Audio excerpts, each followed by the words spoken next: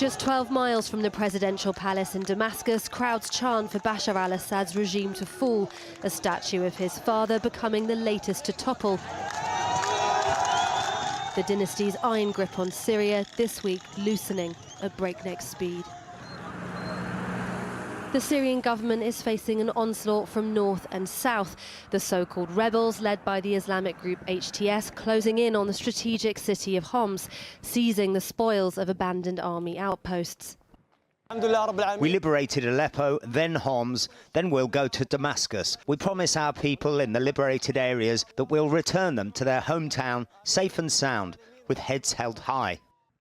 This is a faction-torn country controlled in the red areas here by the Syrian army led by Bashar al-Assad.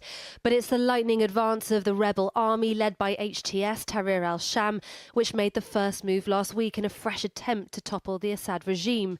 From the north, they took the economic capital Aleppo, then the city of Hama and reaching the city of Homs. In the south, local groups gained control of Daraa, while HTS rebels claimed to have reached As-Sanamain, just 20 kilometers south of the capital Damascus, where Assad remains for now.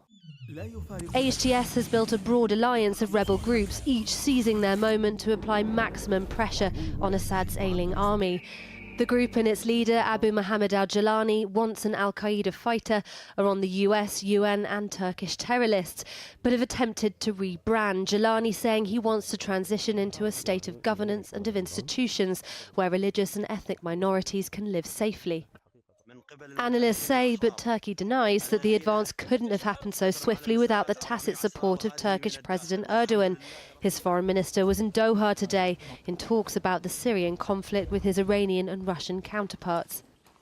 We are very much sorry for the Syrian people who became a subject of another geopolitical experiment. We are absolutely convinced of inadmissibility to use terrorists like Tahrir al-Sham to achieve geopolitical purposes, as it is being done now. Bashar al-Assad's grip on power has been propped up by military support from Russia and Iran, but both are engaged in costly hybrid wars elsewhere, not least Ukraine and Israel. Just as the Syrian army, beset by corruption, sees its soldiers surrender, with 2,000 of them fleeing across the Iraqi border, Russian and Iranian forces have withdrawn their military commanders and personnel over the past few days.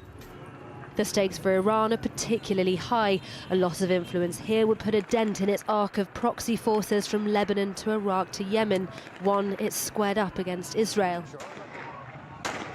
More than 500,000 lives have now been lost since pro-democracy protests in 2011 gave way to a vicious and intractable civil war.